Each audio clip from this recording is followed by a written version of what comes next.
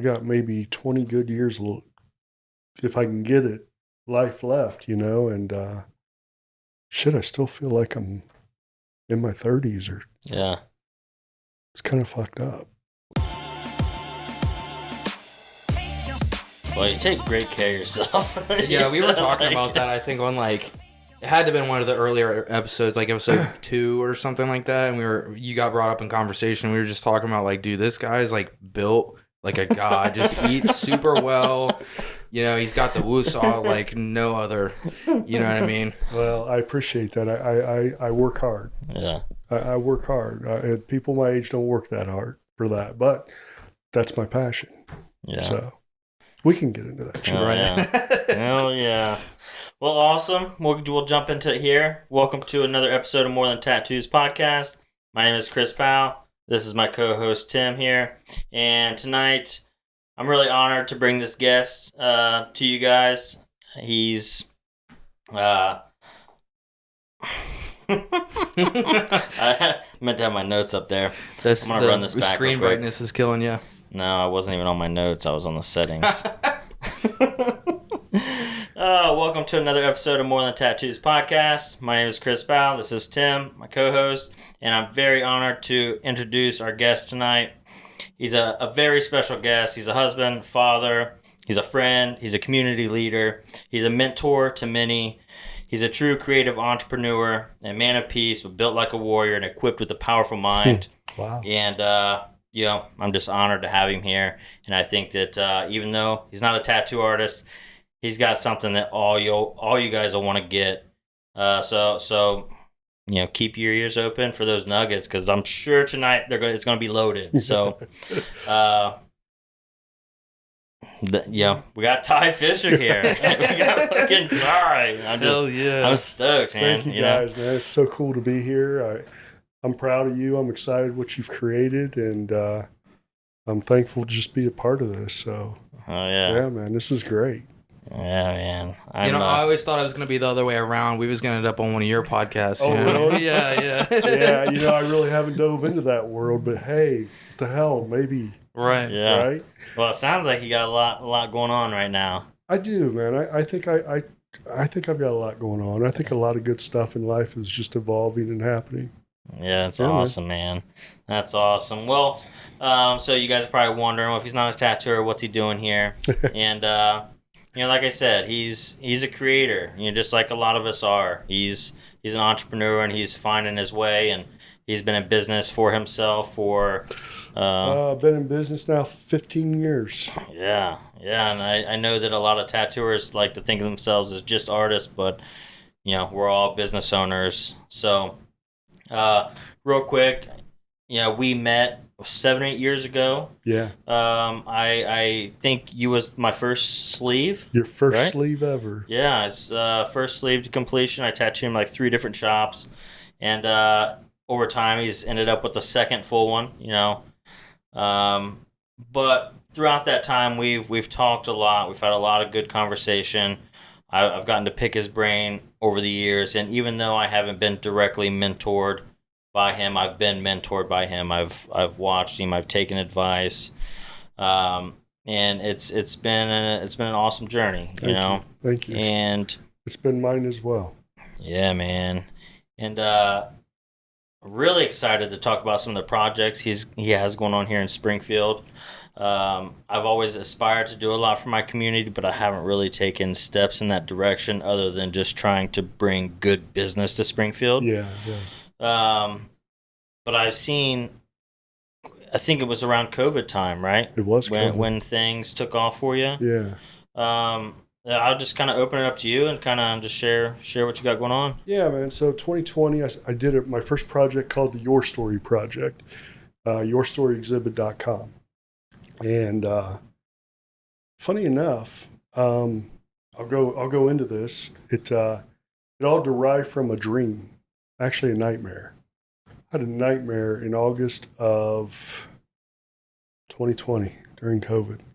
It was a older black lady, and she was in front of me, and she was drowning in words. The words were coming at her, and she was drowning. And I was experiencing everything she was experiencing from behind her.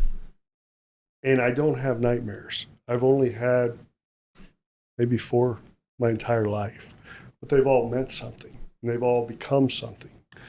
And I sat on this for a couple weeks, and out of it popped my first project with Your Story. And really, Your Story at that time was based around the pandemic. You know, everything was so miscommunicated. It was such a polarizing topic. People were so divided. And I just thought, what if I could bring to life first person experience of how the pandemic has affected people spiritually, socially, financially, mentally, physically. Have you actually tell your story so people can relate instead of hearing it on the news or in the government? And so I worked with 50 subjects throughout the community, from government leaders to nonprofit businesses, truck drivers, first responders, whoever, everyday people. I had a full dynamic across the spectrum of diversity of people, of ethnicity, and profession. So they each took and wrote a 600 word to 800 word essay about the pandemic, how to experience them. And out of that, we took about 18 words, called them impact words, and I took their portrait. As you guys know, I'm a photographer initially by trade. And from that, we I created their portrait out of those impact words. So their portrait became their story. And through that, after working with these 50, I've fundraised. And literally through GoFundMe and private donors, we raised about $18,000, and we put on the first outdoor exhibit in Springfield, Ohio that covered 6 blocks. We had over 190 pieces hanging, banners off the side of City Hall, sharing these people's experience. And we had coffee table books that we sold, and I made no money from this, and had no intention of doing that. But it was a passion project for me. And for what I saw the power it was, I decided eventually I want to do more of these. And July, August of this year, I was presented with a project for a local high school, Cliff Park High School. You guys familiar with it? I feel like I've heard it. It's a local school in North Limestone. But anyway, the premise of the school is it's really a second chance school for a lot of people to go back and not get their GEDs, but their actual diplomas. They can work at their pace. And they can also get a skill set, a trade, audiovisual, woodworking, construction, medical. There's lots of opportunities there, but it's kind of got a derogatory connotation in the city school system of this is where the bad kids go, because unfortunately we tend to label people when they're not going through the mainstream system. And so I was asked if this school interested me at all, if this would be even something you'd consider for a project. And after meeting with the staff, I'm talking amazing people. Like, this isn't school. This is like going home and hanging out with family. And I was like, there's a story here to tell. So we're working on that right now in conjunction with the Springfield Museum of Art. We're going to have an exhibit late summer, early fall this year. It's going to be Your Story exhibit. It's called Can't Hold Me Down. And I'm not going to get into the particulars of the project yet because they're pretty quiet, but I'm going to tell you it's going to be incredibly powerful because it's not only going to be visual, it's going to be audio. So you're actually asked to bring your headphones. Interesting. That's cool. Yeah. And I think it's really going to shine a light on a lot of good kids, a wonderful staff, and bring some good attention to the school. That's awesome. After you start talking or mention the location, I have heard of it. My sister actually went there. Okay. Yeah. But I love that you mentioned how the teachers are, because the picture you painted of how there's like OIC and there's a few schools here in town that get that rap of just being bad kids. That's where they go, Right. But it's kids that just don't learn in the system the same way.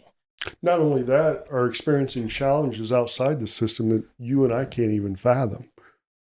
Well, the fact they even show up to school is a miracle to me for some of them. Yeah. Yeah. And that's what I've heard with experience of that school is a lot of them just have like really hard home lives, which, I mean, as an adult, when home life isn't good, I mean, work becomes difficult. Like everything becomes difficult when, everything's difficult. You've got to have a support. You got to have a good infrastructure to blossom and to grow. Mm-hmm. It's like watering a plant, but yeah, it's just, I'm going through, I've got 11 subjects processed. I've got shouldn't call them subjects, students.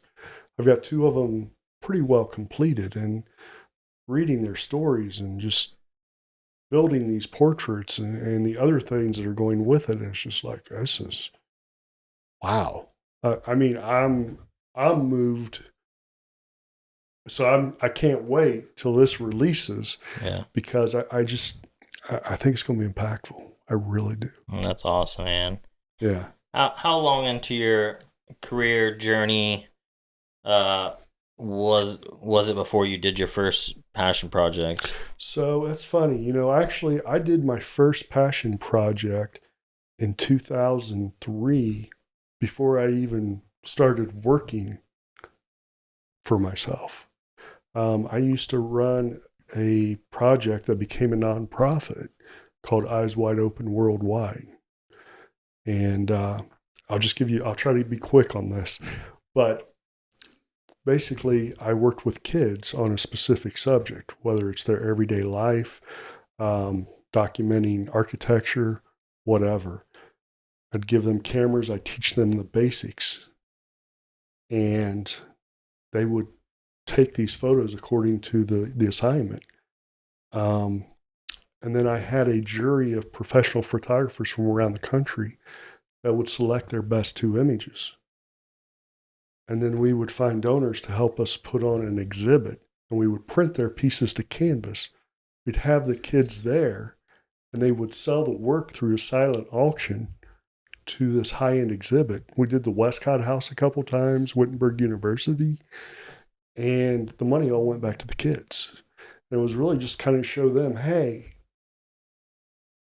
if you're passionate about something, if it's art, photography, whatever, you can really make a living with this if you want to pursue it, because so many people will tell you. I mean, I can remember when I went to art school, my father looked at me like, what are you going to do with this? why are you spinning your wheels? And that stuck with me, right? So just trying to reinforce that fact that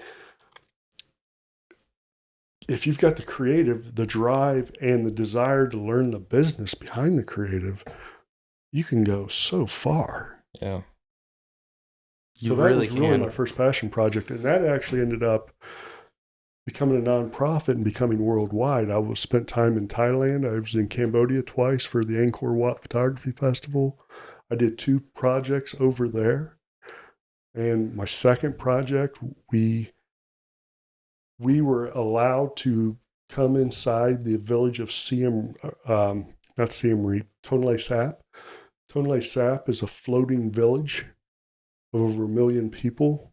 Their homes, their restaurants, their schools, their barbershops, their livestock are floating. That's crazy. Oh, I never heard about this place. And it looks like an ocean. And you can take tour boats around it, but you're not allowed inside the village. And I got access to it, and I got 12 kids to document their daily life inside this floating world. What? Where they take wash buckets to school. Holy shit. That's crazy. I've never heard of that place. Yeah. That's fucking nuts. Yeah, that's insane. It? No. So the Mekong River that comes down through Thailand, etc., during the monsoon season, it overflows, and Tonle Sap becomes basically an ocean. And these people are floating, and they've got, I mean, their house, you'll have 8 people in, an 8x8 area with a wood thatched teepee roof. That's where they're living, sleeping, everything. And, it was incredible. How does that even work? Right, the infrastructure to this entire development sounds insane. Like everything's just on floaties or something. Not even floaties, literally sticks. Dude, that's insane. Wood. There's no contemporary design structure system here. This is as primitive gets. Wow. And the thing I learned in Cambodia, which segues into other parts we'll talk about, but the people are amazing. They're beautiful. They have nothing. They averaged about 35 cents a day salary. Happy. Beautiful hair, beautiful white teeth. Things you would not think in a third world country that's very impoverished. It's quite the opposite. Wow. That is fucking wild. Yeah. So that took a spin for about 4 years. Yeah, that's awesome, man. And this was before you were even in business for yourself. This is before I even knew how to take a picture, to be honest with you. So where did all this knowledge come from about how to run this business or operate like this? I didn't have any knowledge. No, I didn't have shit. I just went and found people that would help me. Yeah. If they believed in my vision, can you help me do this? I had a woman who believed in it. She's like, I'll help you become a 501c3 nonprofit.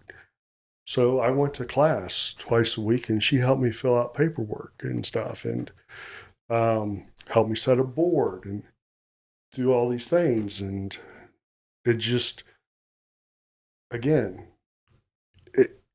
it's not about what you know. It's about what you want to do. And you'll find the people for the jigsaw puzzle. It all connects. Yeah. But you just got to have that desire to do it, because as you know, it's not going to come walking to you. Right. It's not given to you. But if you're willing and you have that drive, man, there is so much access and so many people are willing to help. That's crazy, because that's such a... dude, that could almost sound too simple. I know there's probably some people that are just like, it's not that easy. It can't be, right? But it's like... It's not easy.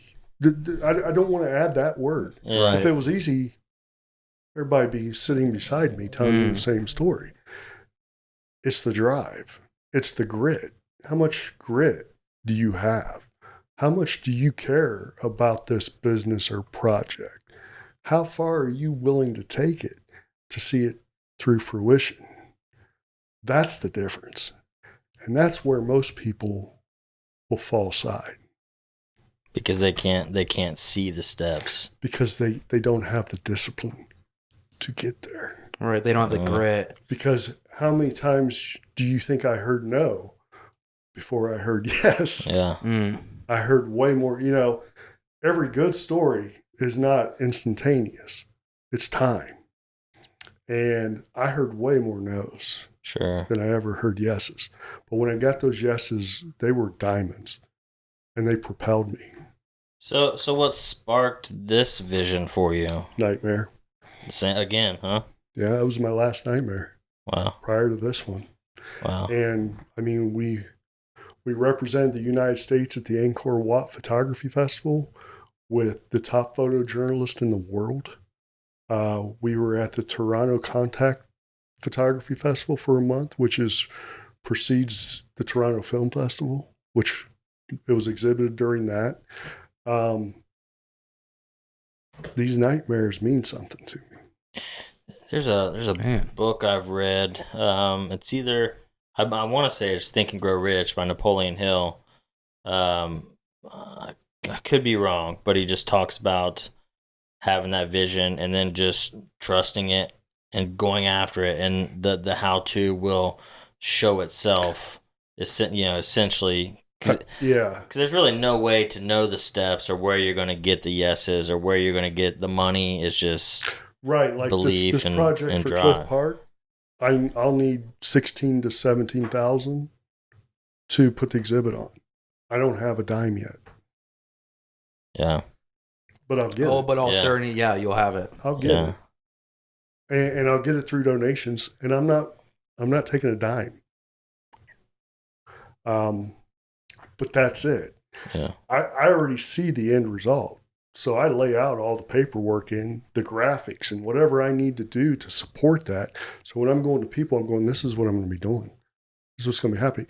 And I think once you build a relationship that you're not only a creative artist or a creative, when they see your work ethic and they see your organizational skills, that's when people really are starting to like, this is a winning horse. I can put money down and this is going to pay off. Yeah. That's awesome, man. Dude, I'm still stuck on that grit. He's like, do you have the grit? I'm like, I don't know. I think I do. I'm here. Yeah, that's a part of life that you either have, or if you don't, you have to do some serious mind change. Yeah. I definitely I feel like there's areas of my life where I really need to buckle down. I keep using the excuse that right now I'm just trying to enjoy my kids at the age they are. But I find myself in certain time gaps where I'm like, man, I could really be doing something else right now versus catching a break or, an hour before Lakin gets up for school. Like, there's definitely times where I see myself like, okay, I need to hone in, I will say, especially in my young start of my self-employment, I was like that. But what I have learned is there's seasons of life. And you have to allow those seasons to balance that tenacity. So they're good. And you'll miss them if you don't experience them. There was a Jordan Peterson clip. Are you familiar with him? Yeah. Just talking about the first 4 years of your kiddo's life. I don't want to get too into it because I'll start getting teary-eyed and shit. But, 2.5 of it's already gone of my littlest one, and it's like that. Right. Yeah, I was never home for my kids when they were young. I was just working all the time. I was a maniac. They're 27 and 23 now, going to be 28, 24, living in Vegas. That part of my life is gone. And now I have to go see them, spend time with them. And they're great. They're wonderful. I love them to death. But, there's a lot of my life that I chose a path that maybe I shouldn't have for the wrong reasons, because there was something there that needed more. And those seasons of life, that's the balance.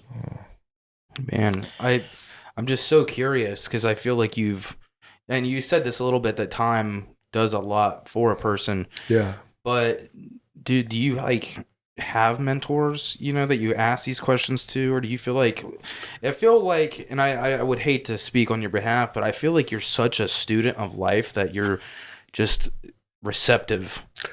Yeah, I would say it's two-way. I am a student of life. I started life as an adult young, and I wore the world, as everybody said, I put the pressure of the world on my shoulders. And I always ran like my hair was on fire because I needed to know where I was going to be in 5 years. But with that said, my business partner, who I consider brilliant and one of my best friends, has mentored me whether he knows it or not. More so on the business side, but we kind of give and take. There's advice of mine that works really well for him, and there's advice he provides me that's just like, wow, I never knew that. That's amazing. And but that came 15 years ago, and really has evolved maybe the last 5.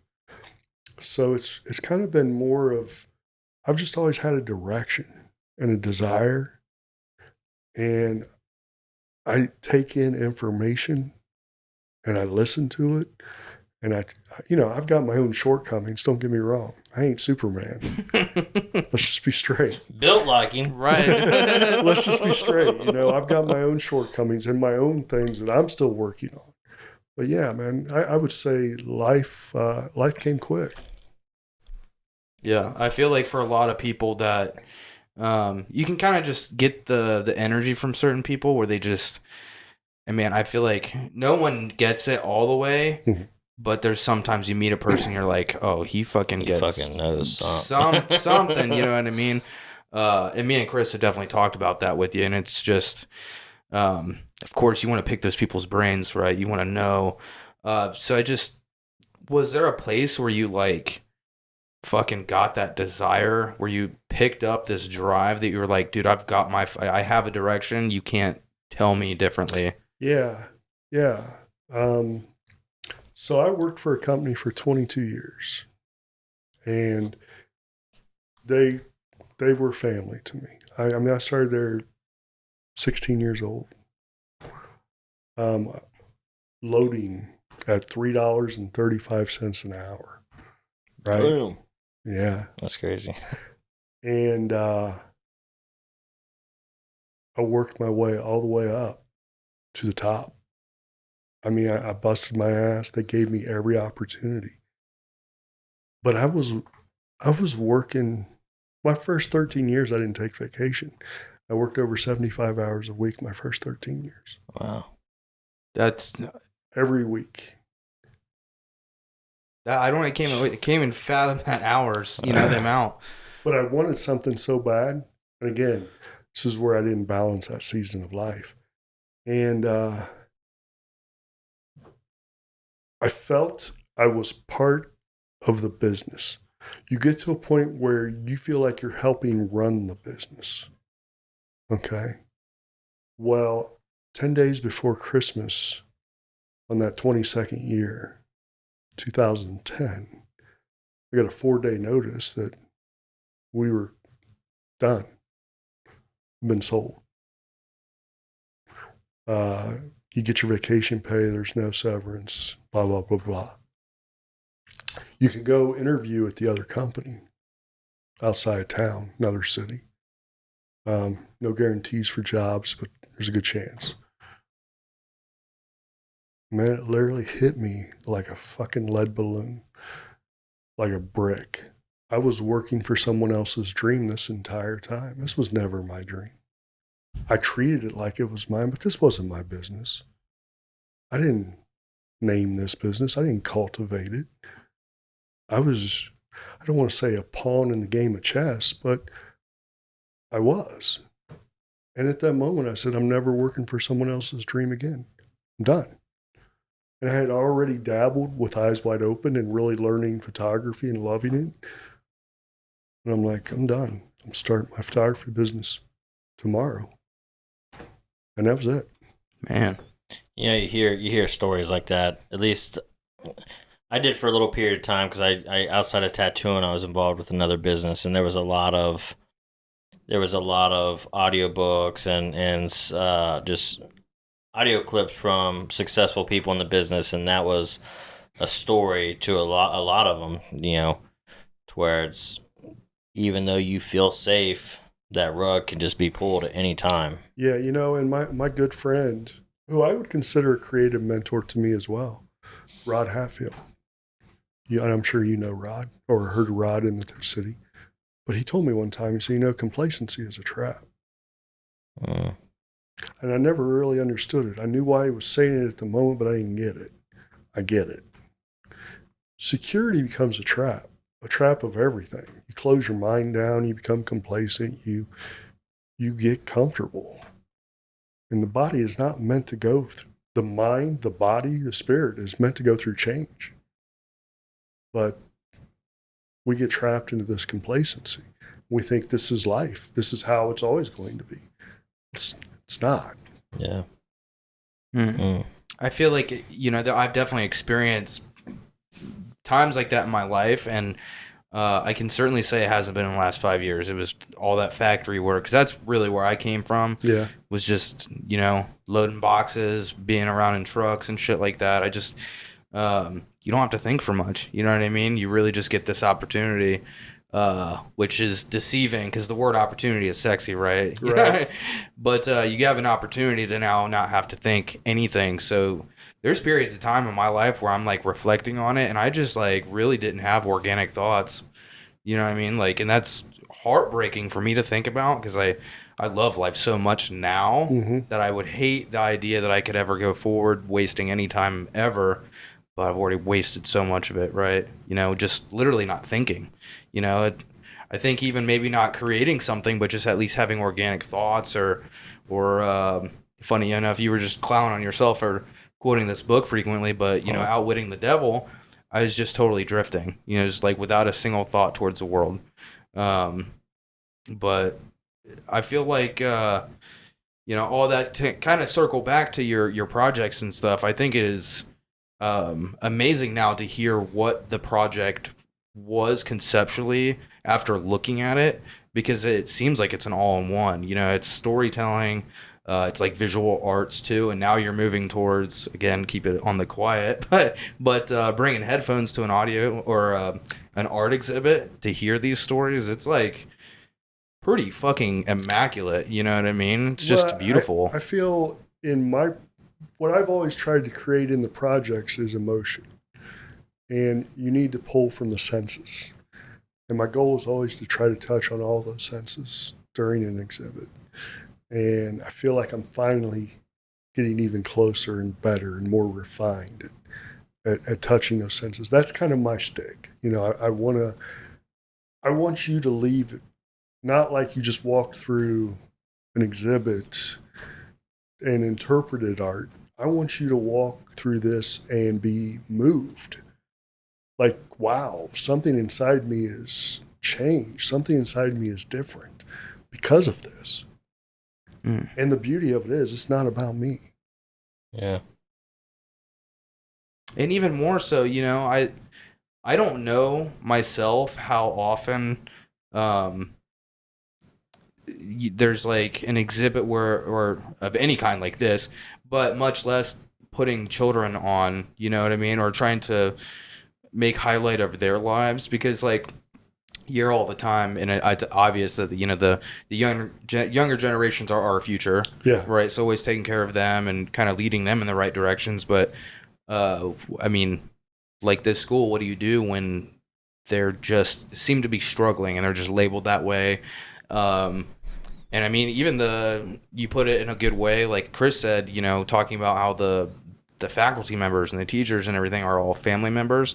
But quite frankly, from the outside perspective, that whole building seems to be treated that way, you know? Mm-hmm. So how can you possibly help something you don't understand, you know? Yeah. And so if we can shed some light, and that's really all your story does and will ever do, is shed light on, you know, our tagline is, we help communities heal through art. And that's what I'm trying to do. I'm trying to take divisive, polarizing topics. I like Yeah. the uncomfortable, and I want to make it comfortable. And that's amazing how I can definitely feel like going through your, it almost feels bad calling it an exhibit, you know what I mean? But that's what it is. But just like you said, being enamored, or kind of like you were talking about your nightmare, like being able to really experience what someone else is going through, but almost like from behind them, like really trying to get in their shoes, you know what I mean? And I imagine there was a ton of people that got moved through that. And you said it was 6 blocks, your last one? The last one was 6 blocks. Yeah, it started at, I think Mother Stewart's, came all the way down, went up Fountain through City Hall, over to Hatch, Mela, around the block.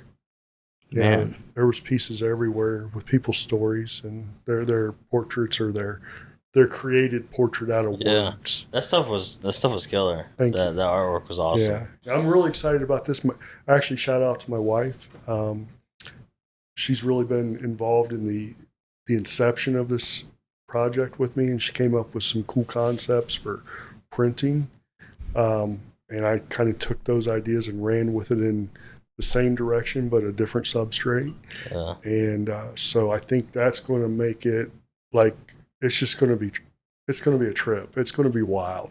That's awesome, man. So I'm excited. I quick note before I circle back, because I had a thought I wanted to at least bring up. Yeah. I think it's great that you and your wife are involved together on the project. And that's fucking awesome. Yeah.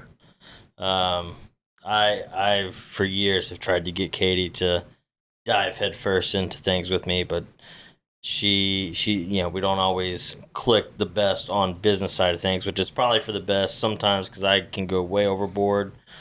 But I think that's fucking awesome. Well, and I think what I've learned in this situation, I was just simply explaining my vision, Yeah.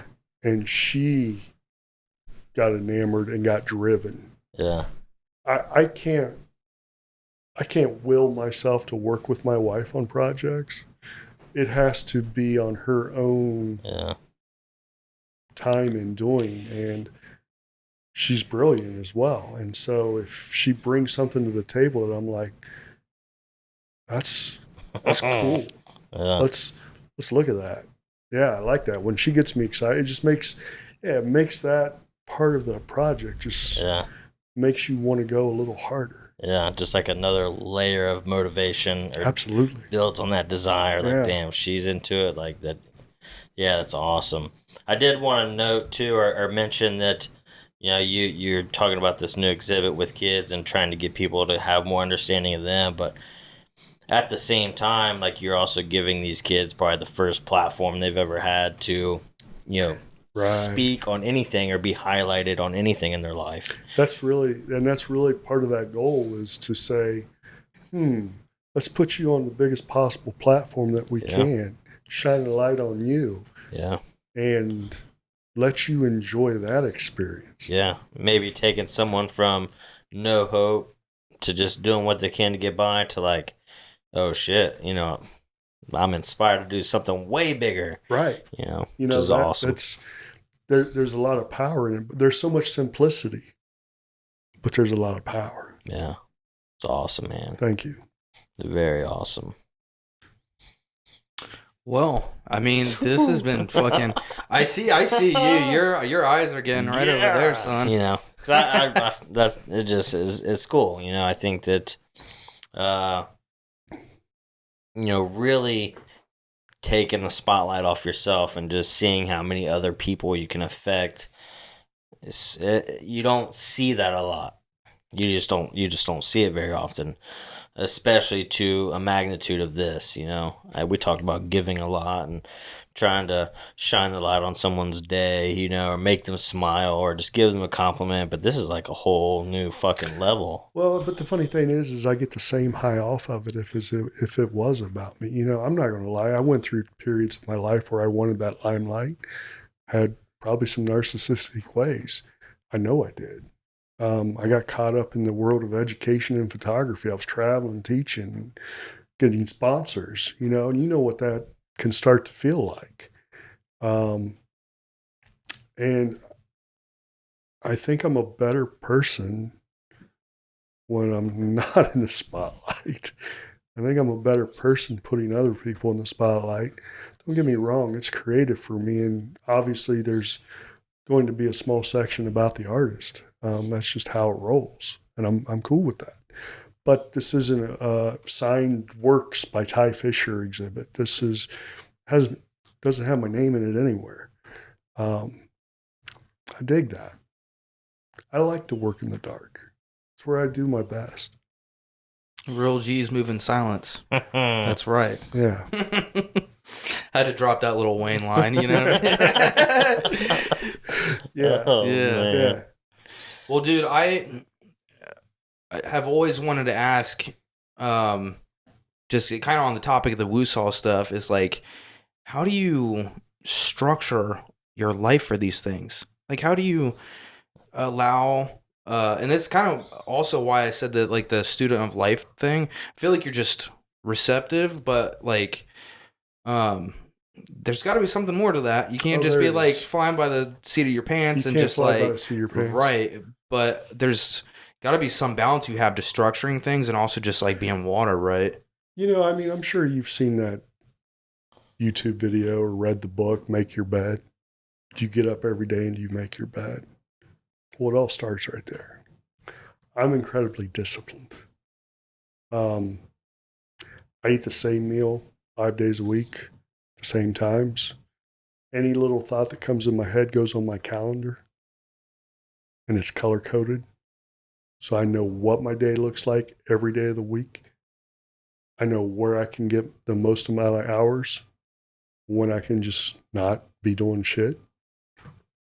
Everything for me is structured. And I'm not a fanatic about it. I'm quiet about it. But even my wife will say, hey, what do you think about, can you possibly get this tomorrow? I said, let me get my calendar. Yeah. We put it right there. Good. Everything.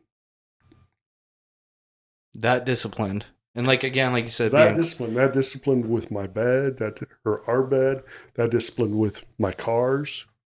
They're always clean inside and out as much as possible. The yard, the house, me, my workout structure, my eating structure.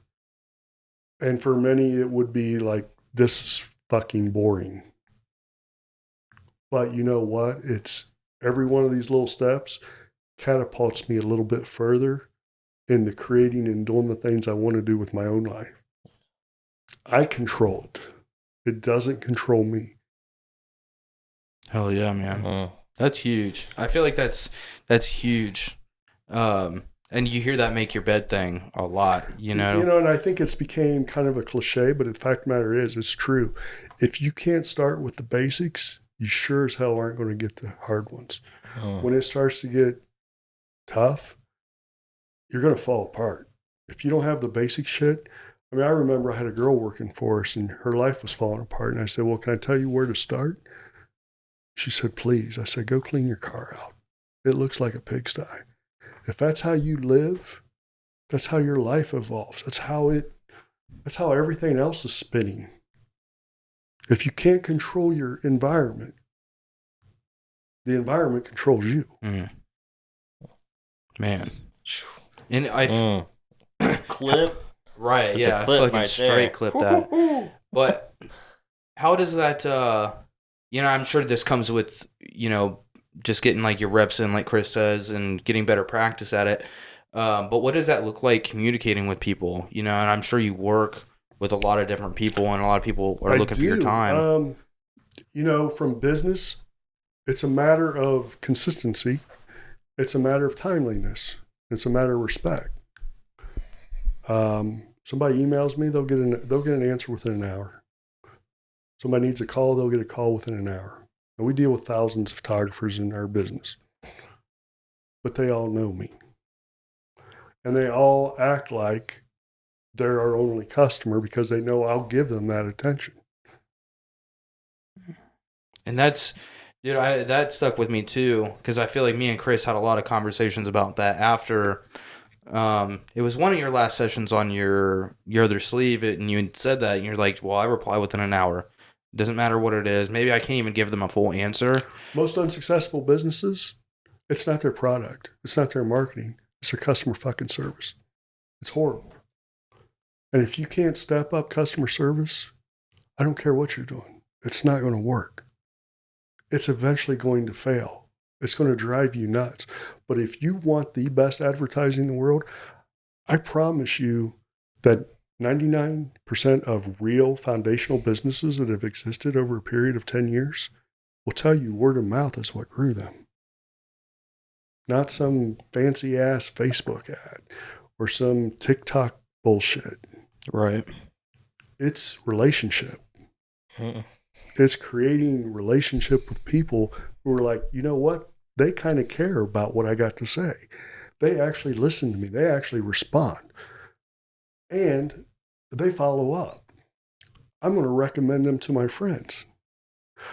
I get so annoyed when I send an email to a company that says it's going to take me 24 to 48. Why? What the hell you got going on? It can't. If you've got that many customer service issues that it's going to take you 2 days to get back to me, rethink your customer service. And I feel like there are. We even just had the episode that we dropped this week with DJ Heusler.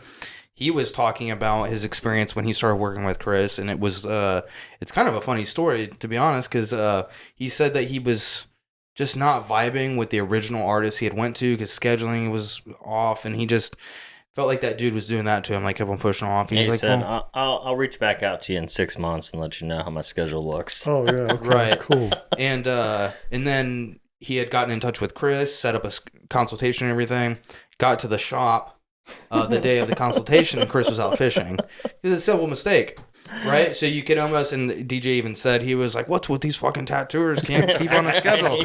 But he even said in that Katie was at the shop, got them on the phone, and Chris in this big fucking like hat and on like a canoe or something fishing, like kind of did like a lightweight, I wouldn't call it a consultation, but yeah, to chat and just like send me some stuff, let's talk ideas. But DJ even said in that he felt like Chris had cared like way more than that other dude, and even having conversations with that other dude.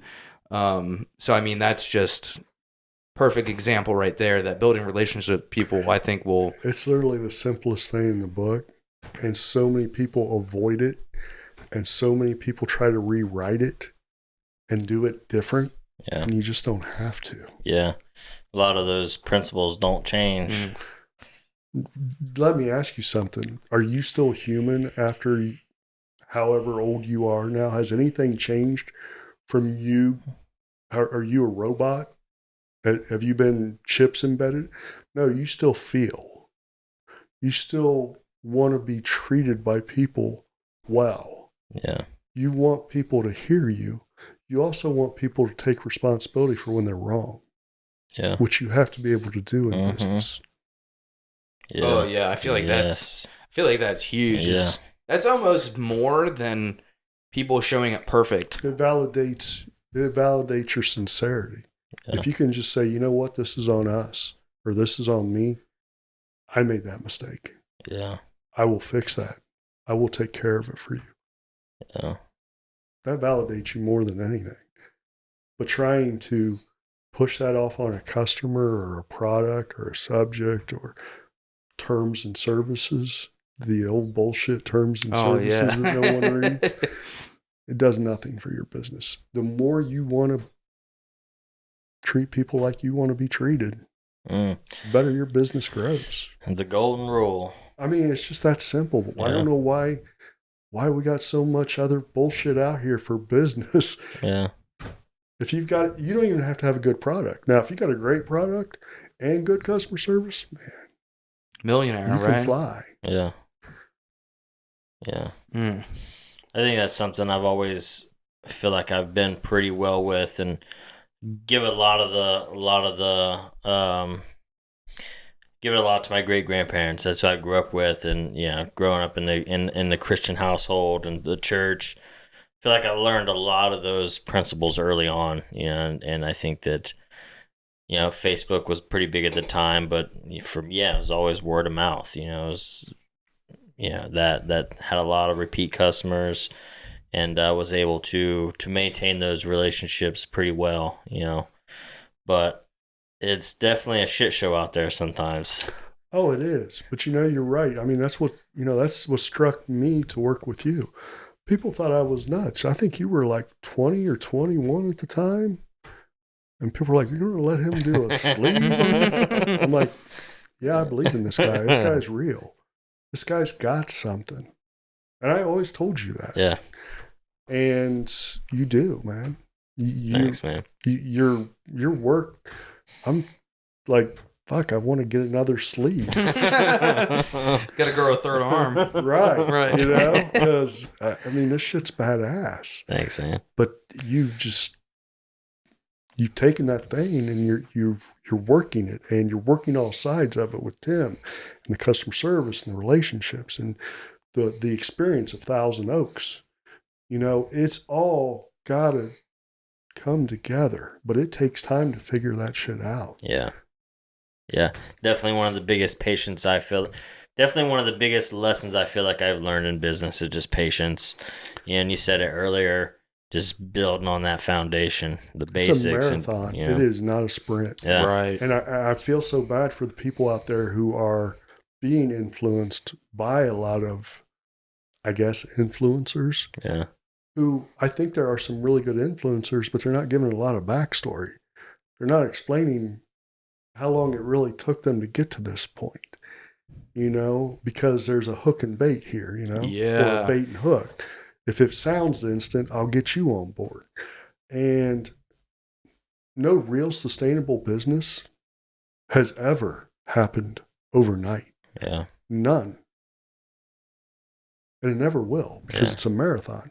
Because you're going to go through more shit storms than you ever experienced being employed for someone else. And you're also going to go through more highs. Yeah. And you're going to work a hell of a lot more hours, and you're going to have a lot more responsibility, and you're going to question yourself way more than you ever did in your life. Yeah. Yeah. And I just want to echo the sustainable business, because I definitely have seen cases where people make a ton of money real quick, or something takes off, but it circles back to that foundation. How long can you maintain that? How long can you keep that at that point before a fire breaks out or something happens in your life to where it's like a major setback and you don't have that foundation, Right. those skills built, all the basics that you would have learned on the slower trajectory. You know, and I think that just kind of because I could just hear people now, well, like, you can make money fast, but it's just that's what it is. You can burn it fast too, Yeah. and the problem is when you make it fast, you actually respect it. Yeah, You actually appreciate it. You actually understand what it can do for you. Probably not. I'm about 11 years in. Just this past year, I've actually kind of started to grasp what money could actually do for me. Up until now, I just have had it. I've been on the pirate ship, not paying all my taxes or whatever, and I didn't Right. understand it's a tool. It is a tool. It's the biggest tool you have in your life to determine your outcome of life. And you have to understand all aspects of it. You have to have good tax accountants who understand the pros of self-employment business. You have to have budgets.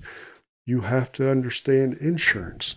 You have to understand setting up monthly or quarterly state sales tax. You've got to understand all these nuances.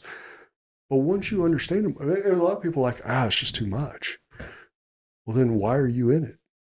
Because if you're not going to do this, it will bite you in the ass. And it'll bite you hard. And you will be burnt out and done within 3 to 5. Promise. Seen it 1,000 times over. You either decide, I'm going to build a business that's going to be sustainable, or you fly by the seat of your pants and you crash and burn. Man, I feel like there are so many people that, dude, I mean, you kind of just said it, being on the pirate ship, but there's so many people willing to make the choice to cut corners first before taking the time to like learn all the stupid shit. Like you said, the nuances. Like, no one wants to learn how to properly set up quarterly tax payments and shit, you know, or like set up payroll or have budgets, be rigorous with a routine, or, you know, to have yourself scheduled out. And it just, you know, hearing it put that way, it would think, you know, it just feels silly. Why wouldn't you? You know what I mean? Well, a lot of people don't know. But, you know, here's the thing about it. I really don't understand the word I don't know these days. Back when I was starting this shit, there was no Google. Dude, I can get an answer on anything in a matter of seconds right now. That's pretty legit. So, again, it comes down to discipline. Can you not say I don't know and say, I wonder what the answer is? Maybe I should look. I feel like people are really afraid of that. Well, you know what? That's the start of that mind change. And if you're going to do this, you've got to change the mind. Because I can't, and I won't should not exist in this world. Man. Jeez. Yeah, this is going to be a good one. And, I kind of wanted to lean into that. We talked a little bit about self-employed entrepreneur. I think there's a lot of confusion. I think the word entrepreneur has been added into the mix because it sounds sexy. Now, there's an entrepreneurial spirit, but that is far different than self-employment and entrepreneur. Do you guys know what an entrepreneur is? I feel like maybe just like throwing a fucking dart in the dark here, but I feel like entrepreneurial is like you're more. No, I don't want to hear entrepreneurial. I want to know what an entrepreneur, the noun, like the actual noun is. Yes. It's almost like just a generic business person. No, that's the problem right there. Someone who is not willing to work for someone else and will just figure business out in multiple businesses? Not even close. See, but that's how this information is being fed today. Let me ask you something. Can your business sustain for 6 months without you? My personal business, no. The shop Can it grow without you? Probably not, no. An entrepreneur can. An entrepreneur has set up everything in place, the people, the process, that their business can sustain and grow without them. Self-employment, all you've done is give yourself a job. Fuck. There's a book that I started reading, and he was breaking down the difference between it. He did break down entrepreneurship. He broke down entrepreneurship. He broke down self-employed, sole proprietor.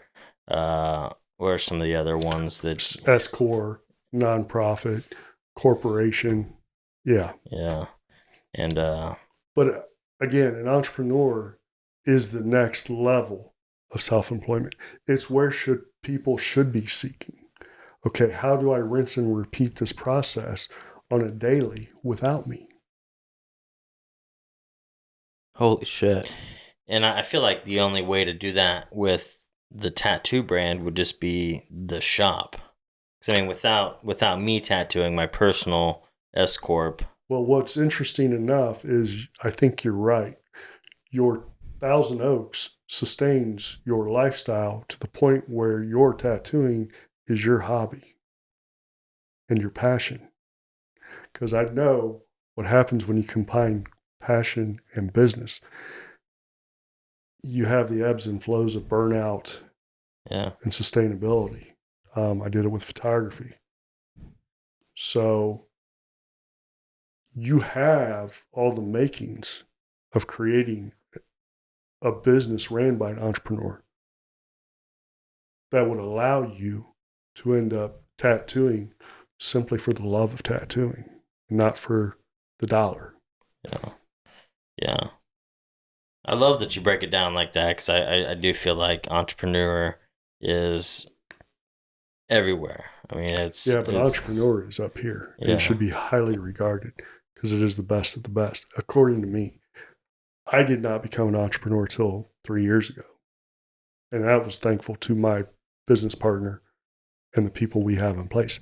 Our business can run without us and potentially grow without us with the people we have in place. Now, do we put in the time? Yeah, but we don't put in near the time you do.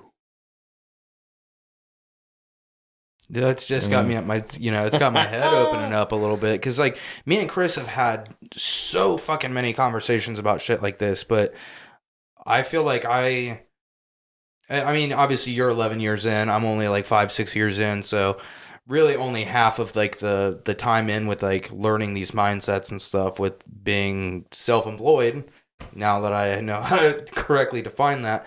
But Chris has always tried to spark in me like that idea of entrepreneurship, without me really, I think, seeing the vision or like having like, or being open to it until you put it that way, where it's like, it can grow and function without you, and you could step away from it. And it's good to have that person, because that's exactly what my partner had to do to me. I had to manage customer service. Like literally, I managed it. I did all the, and he said, I don't know what you're thinking. You have a vision. I have a vision. We can't go to that level that we're supposed to be at until you're out of the weeds. But you're too far in the weeds. And this needs to stop. And it's scary.